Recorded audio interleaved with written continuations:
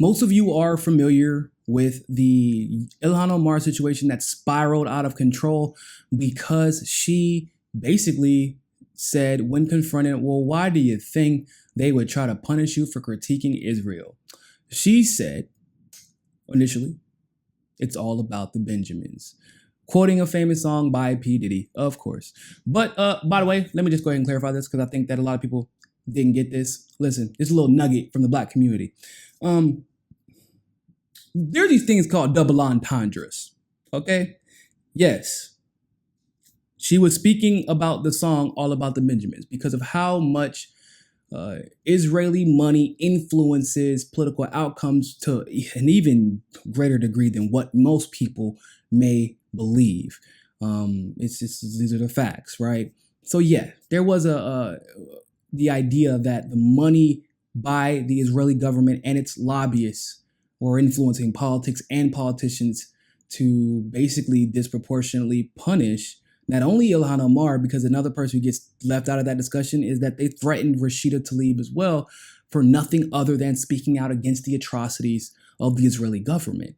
They're not the only ones though. Coincidentally enough, the only other Muslim member in Congress has also received these threats. Keith Ellison, or he was a member of Congress. So this is kind of like one of those situations where you kind of can see what's really going on, if you catch my drift. And we talked about it on several other videos. But the whole all about the Benjamins thing, it's called a double entendre, which is the clever part about it that I appreciated. And a lot of my friends appreciated, but I think a lot of y'all didn't get it. She was also talking about Benjamin Netanyahu because the money that, obviously it's all about the Benjamins, right? The money that allows or that demands that politicians do what Israel says is also what is allowing Benjamin Netanyahu to get away with whatever he wants to in Israel.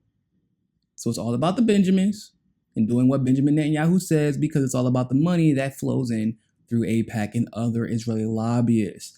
So let me just clear that up. I think so because I'm going back and forth with some people in my comment section, and some people got it immediately, and other people was they were surprised, like, hold up, did everybody else not get that? Yes, that's double entendre. So, urban hip hop news for the day. Anyway, on the other side of that coin was the responses and the lack thereof. The establishment responses were exactly what you'd expect them to be, right? Unfortunately, there is no, when it comes to attacking and silencing the military, anybody who opposes the military-industrial complex, and I would say that Israel is definitely, considering a lot of the aid that they get from us is military-based, they are definitely one key component and one key pillar of our military-industrial complex because they allow us to get and gather intelligence about them in the Middle East that otherwise we would not be able to get or would be too difficult to get. And a lot of times we can actually separate ourselves from some of the actions by Israel that are conducted in the Middle East by Israel by just funding Israel and letting them do what the hell they want to there. So even though that's been much more difficult to escape recently, they've automatically tied us together. So, so the establishment responded exactly how we expected them to whenever it's time to come down on anybody who opposed the military-industrial complex. And both, which is something I talk about often, the right and the left establishment love identity politics, right? They love it. They thrive on the idea of bashing someone or uplifting them based solely on identity, because oftentimes when it comes to policy, identity politics are absent of facts regarding policy. It's purposely, okay? Identity politics is absent of an analysis of character, okay?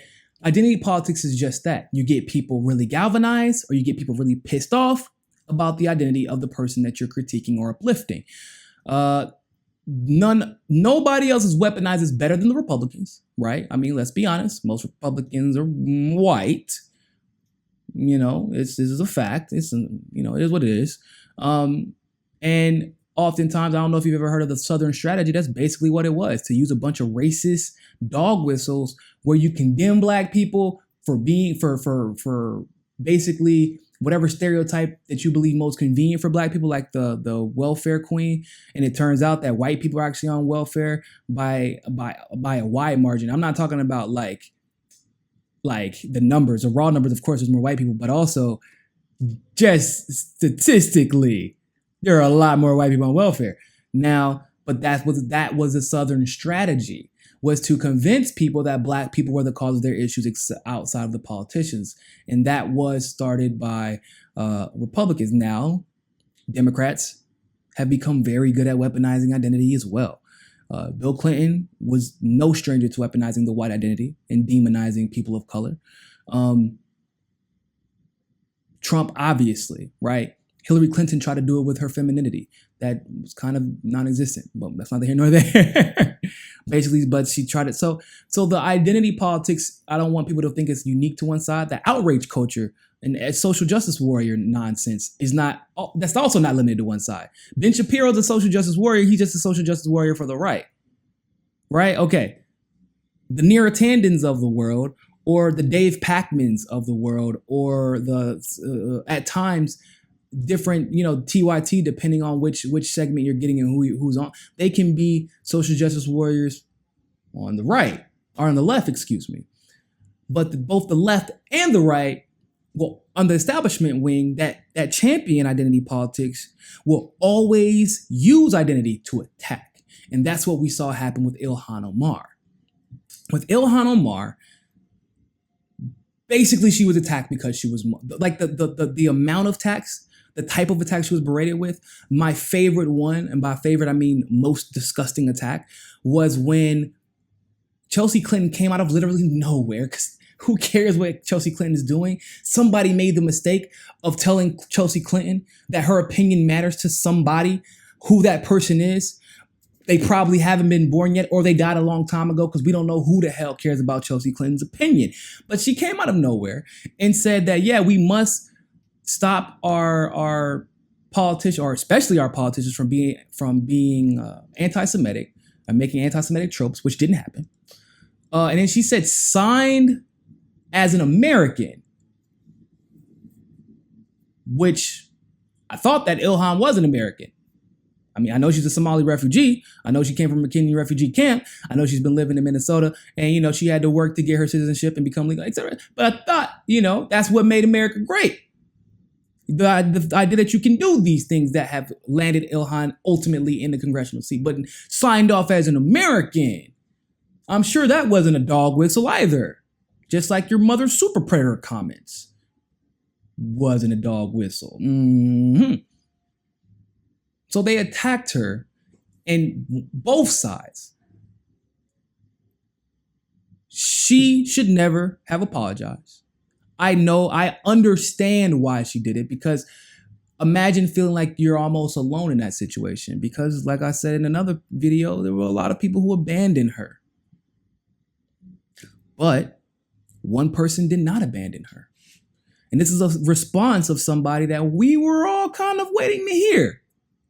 And that person is Bernard Sanders. Because Bernie Sanders, on a conference call hosted by Jim Zogby, co-chair of the DNC's Ethnic Council, when asked about the controversy over Representative Ilhan Omar's tweets about AIPAC, he said, "I talked to Ilhan last night to give her my personal support. We will stand by our Muslim brothers and sisters."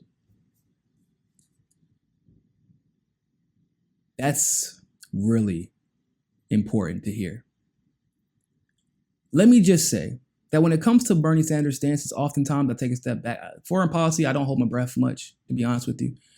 Very lukewarm, right? He will condemn regime change, but then, in my opinion, wrongfully demonize someone where we haven't actually seen the proof. And the only proof, the little bit of proof that we have, comes from numbers or facts that later get proven to be untrue, and were just a convenient method for people to start pursuing more defense contracts and going over and committing genocides, right? Cool, get that. He needs to work on that, and I hope to see that in the very near future. And I have hope in that after a couple of the conversations I've recently had. With that being said, domestically, when it comes to these type of things, Bernie's not a grandstander. He didn't show out on Twitter like the rest of us. He didn't go do a video about it like the rest of us. He took the time out to call her directly and get her understanding of what took place. And perhaps even had already made up his mind based off of what he saw. Because remember, Bernie Sanders was the only candidate in the entire election that refused to go and seek AIPAC money, right? So for him to call and say, I know exactly what you mean. I know exactly what you're talking about as far as big money in politics. I know exactly what you mean. Basically, that's basically what you're saying. I knew what you meant. They knew what you meant. And I stand by you. Now, here's the other important thing about that. Saying that we stand beside our Muslim brothers and sisters speaks volumes, because this is the identity politics. This identity politics is bad when it's weaponized, but it can be good when we're talking about something like this, because that was a firm condemnation of the xenophobic tropes that we were seeing coming from both the establishment left and the establishment right. And even scarier, which is the part that will always doom the Democratic Party if they don't get it together, which is when they allow right-wing tactics and right-wing smears and right-wing attacks start governing and dictating their responses to the issues or to other Democratic Party members, because that is where basically this all came from, was from smears from the right. And of course, the Democrats love, for some reason, attacking progressives from the right. They're so terrified of the conservative establishment. I don't really get it. But what can I say? They don't have any backbone. They are scared of people who do have backbone, and Ilhan does have that. So for Bernie to say, I stand with we must stand with in other words, we cannot engage in xenophobic rhetoric. We cannot use Islamophobic dog whistles. We must respect the experiences of those who have been harmed in this particular religion, because we've dehumanized and denigrated this particular religion, pretending that somehow it is uniquely different or dangerous or problematic than all the other Abrahamic religions, despite the fact that, I don't know about you, but I've seen a lot of people killed in the name of Christianity. Religion has its problems in general. So for him to have said that, this is kind of what we would have liked to see for Venezuela, right? Kind of what we'd have liked to see for Syria, right? What he did do and what he did say for Iraq, which is, I stand with her. I support her. I support our Muslim brothers and sisters. No ifs, ands, buts, period, point blank. No need to discuss anything further than that. Not, well, the Jewish community may feel a certain type of way about Israel, so we have to respect Israel, because otherwise they'll take all of our money away and the establishment will begin to slander us and blah, blah, blah, blah, blah. Ilhan's comments made the news. Ilhan was attacked by both sides of the establishment media. Bernie Sanders comes out and says, this Jewish person is going to stand with her because y'all are wrong. And you know you're wrong. This also addresses a lot of the skepticism that some people have about Bernie Sanders regarding Israel. I thought that would have been quelled by now. But, just to reiterate, in case it has not been quelled by some people. First of all, once again, he never took AIPAC money. Also, I do want to be very clear about something. I would venture to say that Bernie was uneducated to the degree that Israel had been committing human rights atrocities. Because foreign policy is not Bernie's cup of tea. You can tell, right?